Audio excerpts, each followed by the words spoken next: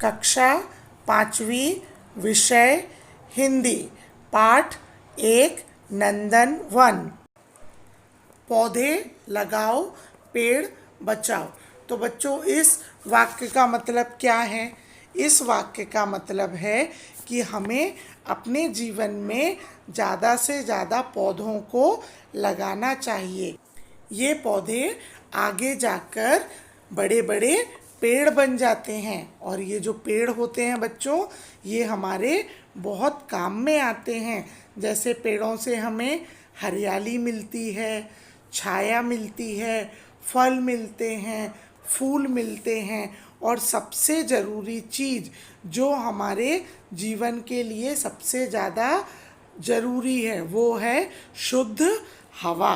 पेड़ों से हमें शुद्ध हवा मिलती है। इसके लिए हमें ज़्यादा से ज़्यादा पौधों को लगाना चाहिए, और हमें अपने चारों तरफ लोगों को यह समझाना चाहिए कि उनको अपने जीवन में कम से कम एक पौधा ज़रूर लगाना चाहिए, और पेड़ों को हमें कटने से बचाना चाहिए।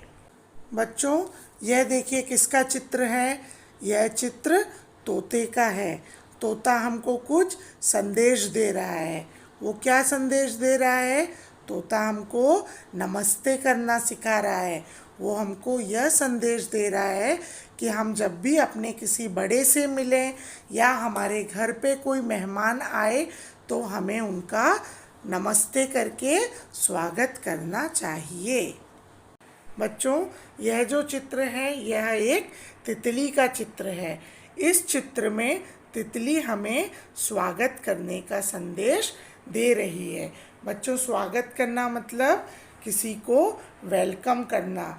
जब भी हमारे घर पे कोई मेहमान आता है तो हमें उसका स्वागत बहुत ही प्रसन्नता के साथ करना चाहिए। हमें उसकी आवाभगत बहुत अच्छे से करनी चाहिए। हमारे घर पे जो भी मेहमान आते हैं, वो चाहे हम उम्र हों, हमसे छोटे हों या हमसे बड़े हों, हमें उनका स्वागत अच्छे से करना चाहिए।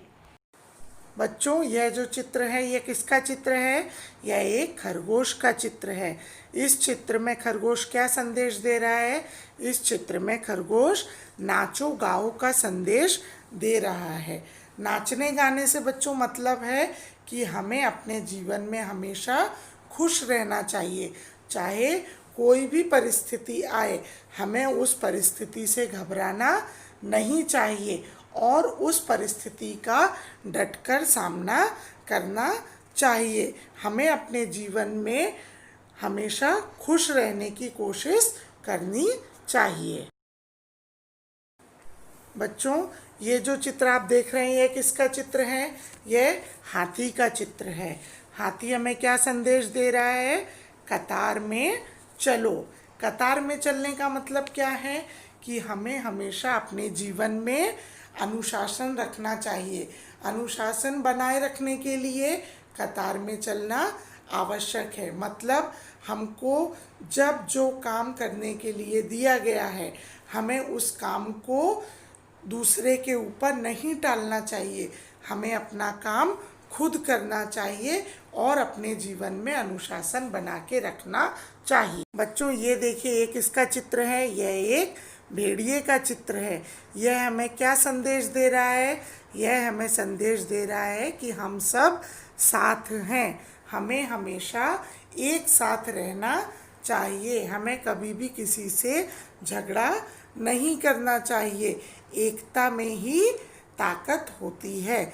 बच्चों, इस पाठ में आपने अलग अलग जानवरों को, पक्षियों को देखा।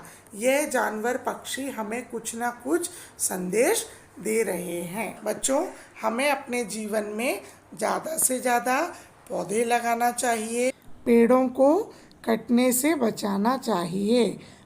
आशा करती हूँ बच्चों आपको यह पाठ समझ में आया होगा। धन्यवाद।